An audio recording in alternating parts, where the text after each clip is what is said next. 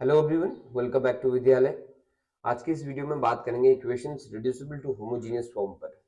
तो बेसिकली होता क्या है कि होमोजीनियस फॉर्म तक तो ठीक था कि डिग्री ऑफ न्यूमरेटर और डिनोमिनेटर सेम हो जाती है और हर एक टर्म की डिग्री सेम होती है, तो उसमें होमोजीनियस फॉर्म कह देते हैं हम उसे, ठीक है।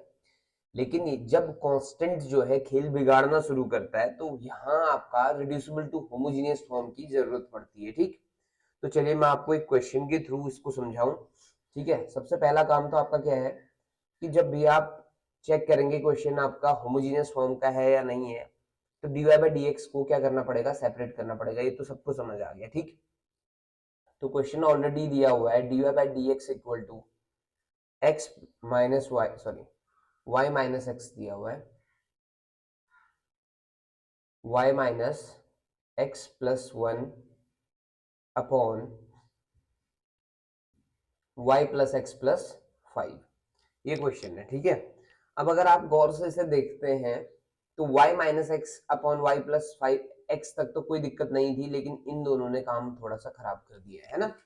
वन और फाइव आ गया तो देखो ये जो है ये होमोजीनियस नहीं रहा, ना ही ये होमोजीनियस है। तो कंप्लीटली ये आपका जो dy बाई डी एक्स दिया हुआ है, ये आपका डिफरेंशियल इक्वेशन जो दी है वो होमोजीनियस नहीं है। अब अगर ये होमोजीनियस नहीं है तो इसको होमोजीनियस बनाया जाएगा, करेक्ट। ये जो कांस्टेंट हटाने हैं इनकी मैं बात करूंगा कि इस तरह से इस पे काम करेंगे। तो आपका यहाँ एक रिप्लेसमेंट आता है, एक आपका सब्स्टिट्यूशन आता है। आप क्या करेंगे, स्मॉल एक्स को रिप्लेस कर देंगे कैपिटल एक्स प्लस एच से, और स्मॉल वाई को रिप्लेस कर देंगे कैपिटल वाई प्लस के से, ठीक है। इतना रिप्लेसमेंट होगा तो अब यहां से आप क्या, D Y by D X, जो small D Y by D X था वो भी रिप्लेस हो जाएगा capital D Y by D X से, ठीक है। क्योंकि आपका एक्स और वाई में ज्यादा बड़ा चेंज नहीं हो रहा है, सिर्फ कांस्टेंट का चेंज हो रहा है, तो उसका डेरिवेटिव सेम एज रहना है। D Y by D X का D Y by D X हो जाएगा, बस स्मॉल और कैपिटल, ठीक है।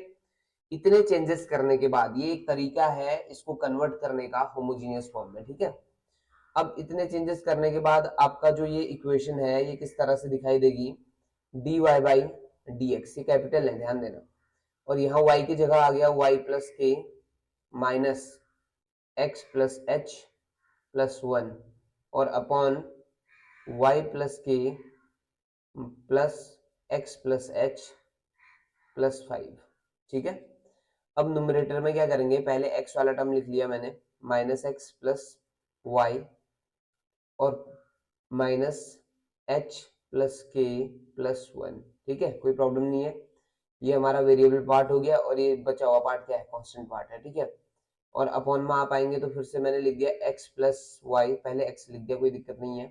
तो x का पोर्शन पहले लिख रहे हैं, प्लस h प्लस के प्लस फाइव, ठीक है।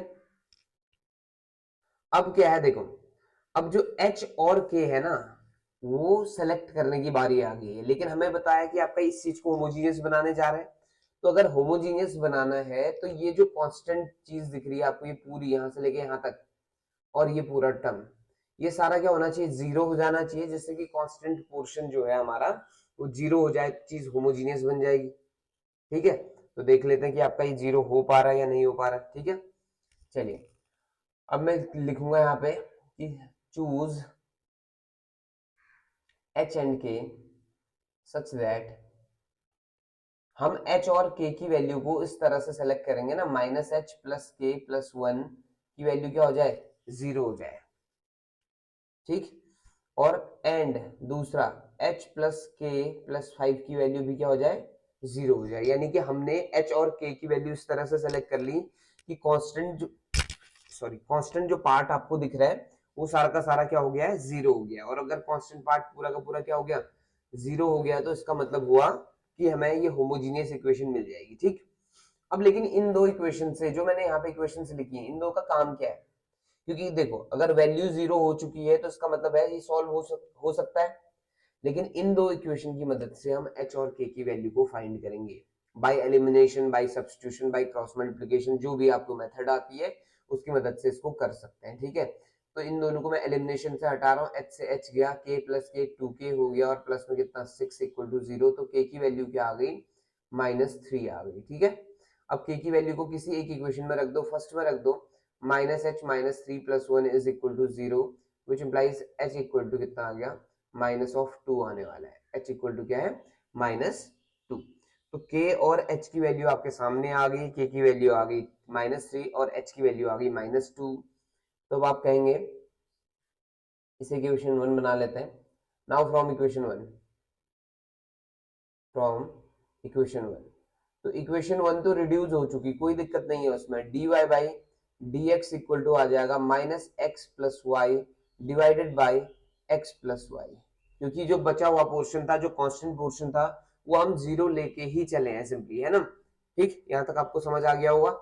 अब ये जो चीज है ये एक्चुअल में होमोजीनियस फॉर्म आ गई, और होमोजीनियस फॉर्म आ गई तो वही काम करना है जो इससे पहले के वीडियो में हमने किया हुआ है। ठीक, तो dy by D x equal to क्या आ गया, y minus x upon y plus x type की कंडीशन फिर से आ गई है। अब इसको हम सॉल्व करने जा रहे हैं, तो होमोजीनियस इक्वेशन वाला जो पोर्शन था, जो मेथड थी, वही अप्लाई करूंगा। तो सबसे पहले क्या करते हैं हम, डिपेंडेंट वेरिएबल यानी कि y को in terms of any third variable हमें लिखना होता है। ठीक है, vx लिख दिया, और यहीं से रिप्लेसमेंट में dy बाई डी एक्स को रिप्लेस कर देंगे किससे, v plus x d by D X से। ठीक है, ये चीज आपको समझ आ गई होगी। तो ये सारे रिप्लेसमेंट किए इसमें, तो ये बन गया v plus x d by D x, और यहाँ y की जगह आ गया vx minus x upon v x plus x. x common ले लिया, कैंसिल आउट हो जाएगा, v upon x d by D x, sorry, equal to कितना आ गया, ये x कॉमन आने के बाद v minus one upon v plus one type की कंडीशन बन गई। ठीक, अब क्या करो, v को राइट में ले जाओ, तो x d by D x equal to क्या बन जाएगा, v minus one upon v plus one minus v. अब एलसीएम ले लो। ठीक है, तो ये बन जाएगा x d by D x equal to v plus one का एलसीएम हो गया, तो v minus one minus v square minus v, ये बन गया। v से v कैंसिल आउट, तो ऊपर जो चीज बनती है माइनस कॉमन लेने के बाद वो कुछ इस तरह से बन जाएगा, d by D x equal to कितना, 1 plus v square upon v plus one, बस इतना बन गया। अब क्या करो, वेरिएबल सेपरेबल का यूज होगा। अब वेरिएबल सेपरेबल करेंगे तो यहाँ लेफ्ट में ले आए, तो ये बन गया v plus one upon one plus v square, और इंटू में कौन, dv इज इक्वल टू क्या, minus d x upon x, बस। ठीक है, इतना। अब क्या करना है, वेरिएबल ये जो टर्म है ना, इसको सॉल्व करना है, यानी कि अब क्या करना है, इसे इंटीग्रेट करना है, और इंटीग्रेशन आप सभी को आता है कि नहीं, मान लिया जाए कि इंटीग्रेशन आता है, चलो मान लेते हैं। तो इसको ये जो लेफ्ट वाला पोर्शन है देखिएगा, v upon one plus v square कर लिया मैंने अलग, plus one upon one plus v square, ये दोनों अलग कर लिए। ठीक, और dv equal to minus d x upon x capital है अपॉन एक्स। तो v upon one plus v square दिख रहा है, तो ये नीचे वाले को t मानोगे, ऊपर वाला dt है, बस फर्क हाफ का पड़ेगा, तो ये बनेगा half log one plus v square, और प्लस ये जो चीज है ये टेन इनवर्स x यानी वन प्लस वी स्क्वायर बन गया टेन इनवर्स में। ठीक है, सॉरी टेन इनवर्स v बनेगा। ठीक है, टेन इनवर्स v, और राइट में माइनस लॉग x हो गया, और प्लस में लॉग c आप ले सकते हैं कांस्टेंट की जगह पे। ठीक है, इतना क्लियर हो गया होगा। चलिए जी, यहाँ तक समझ आ गया। अब क्या करना है, v की वैल्यू पुट कर देनी है। ठीक, और चाहो तो ये जो 2 है ना, ये 2 हटा दो, आप सबके पास 2 भेज सकते हैं, अदरवाइज v की वैल्यू पुट करो, काम बन गया अपना। ठीक, v की वैल्यू क्या है जी, v की वैल्यू है कितनी, y अपॉन एक्स। ठीक, चलो वैल्यू पुट करते हैं, तो ये आ गया हाफ, ऐसे ही रहा, log one plus Y square upon x square आ जाएगा, कैपिटल है ना, plus tan inverse y upon X आ गया, equal to minus log x, और प्लस में क्या आ गया, लॉग c। यहां तक तो पहुंच गए थे। ठीक है, अब क्या करना है, 2 हटा दो, सबके पास 2 भेज दो जरा, तो ये बन गया log x square plus Y square upon x square, ऐसे रहा, यहाँ 2 टाइम्स ऑफ क्या आ जाएगा, tan inverse y upon X, और equal to minus of twice log x plus, ये कांस्टेंट को मैं अगेन कांस्टेंट लिख दे रहा हूँ, इसमें कोई प्रॉब्लम नहीं है, 2 से मल्टीप्लाई होने के बाद भी कोई कांस्टेंट ही बनेगा वो, तो मैंने उसी को सेम कांस्टेंट लिख दिया, कोई प्रॉब्लम नहीं। ठीक, सी अपने हिसाब से मेंटेन कर लेगा वैल्यू।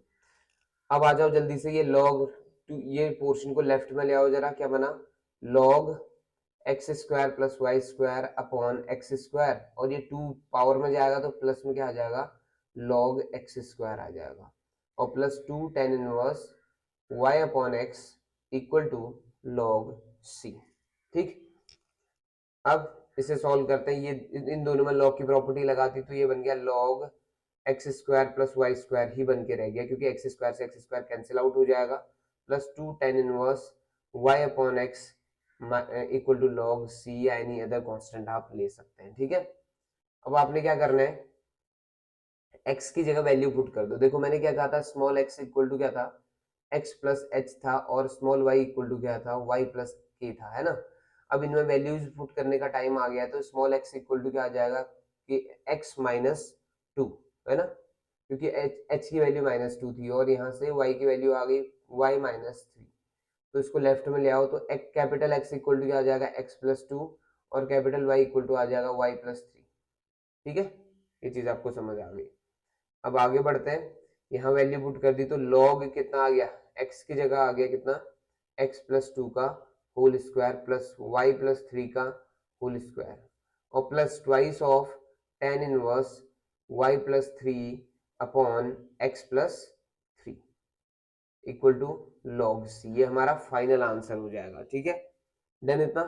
तो इस तरह से मेंटेन करना है क्वेश्चंस में, तो ध्यान दीजिएगा कि अगर आपका रिड्यूसिबल टू होमोजीनियस फॉर्म होगा तो इसी तरह से आप इसके क्वेश्चंस करेंगे।